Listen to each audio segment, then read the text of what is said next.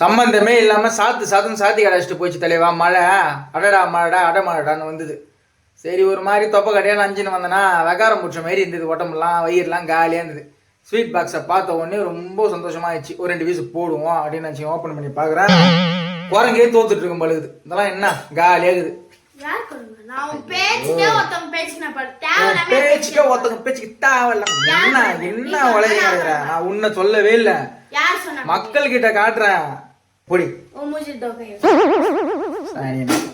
ஃபுல்லாத்தையும் நவுத்து கிடைச்சிட்டு டிவியில் அழகா சேனல் மாத்தின்னு ஒன்றும் தெரியாத மாதிரி உட்காந்து பால் பாவம். அந்த பையன் வந்து சீமிச்சிக்கின்னு எதனா துண்டை போட்டுருக்கு தான் தேடி கிடங்க.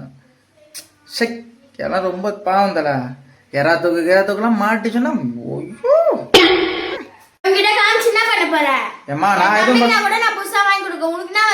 இப்படி நல்லா துண்ணு போட்டு வந்து நின்னுங்க. நீங்க மாதிரி அணையம் பண்ணுகிறிய இப்படி அப்படி இல்ல.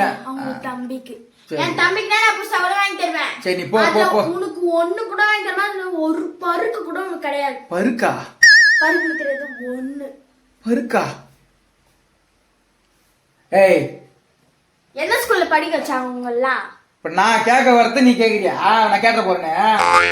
பருக்கா? பருக்கா? பருக்கு